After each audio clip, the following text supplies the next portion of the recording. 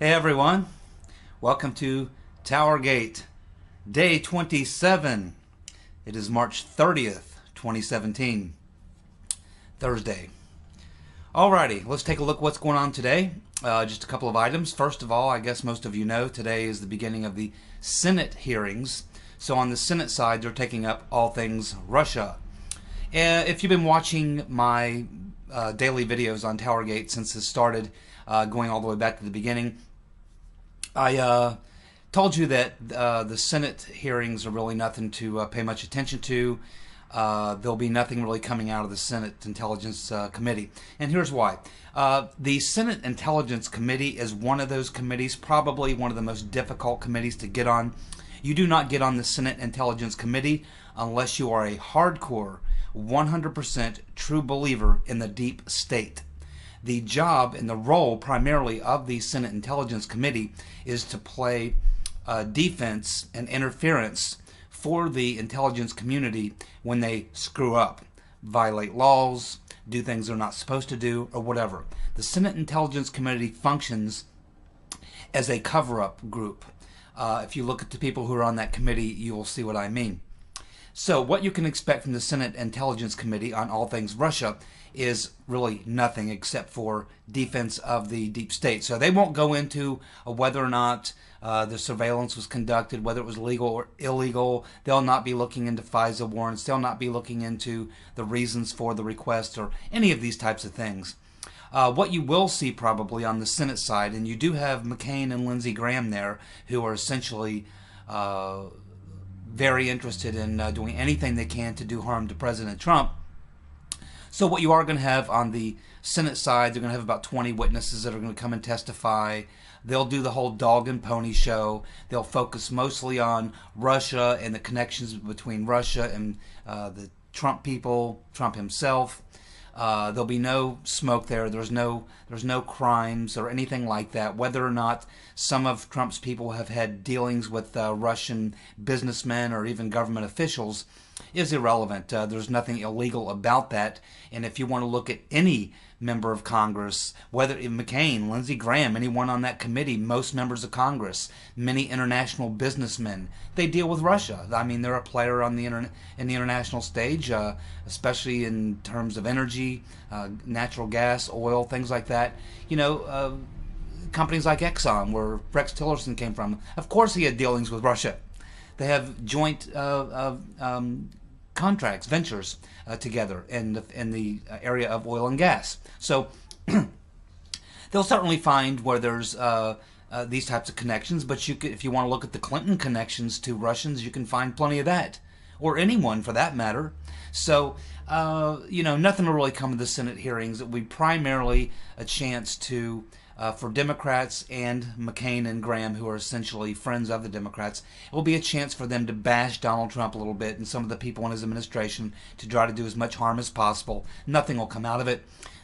But their overriding goal will be to protect the deep state, to protect the intelligence community, and make sure that any illegal activities or what have you will not come to light. They'll be running interference and defense for the deep state. So that's all you can expect to come out of the Senate intelligence hearings. Nothing really, so I wouldn't pay much attention to that. But those hearings did begin today. Okay, on the House side, not a whole lot going on, but there was something else that popped up on the radar last night I saw, which is that if you know from the last two videos, I was talking about the fact that there were supposed to be closed hearings on Monday with Comey and the, I guess it was not Clapper, it was the other guy. But anyway, there was supposed to be closed hearings on Monday, and of course Rogers, Admiral Rogers, him and Comey were supposed to testify in a closed hearing on Monday on the House side. Of course, as we learned the last 2 days, they were a no-show, no-call. It looks like what happened there was that the Democrats decided covertly, didn't say anything, didn't go to the media, didn't tell anyone. They just decided as a group not to show up to those closed hearings.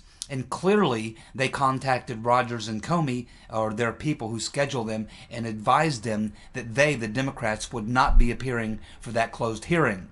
So this was just a way to obstruct and slow down because the Democrats on this committee do not want this information getting into Nunes's hands. They don't want to see this intel, and they're going to do everything they can to obstruct and create problems along the way. So it appears that that's the reason why Comey and Rogers did not attend, is because apparently the Democrats on that committee decided they weren't going to show up for the closed hearing, and they apparently notified Comey and Rogers' people, and therefore Comey and Rogers had a reason not to show up.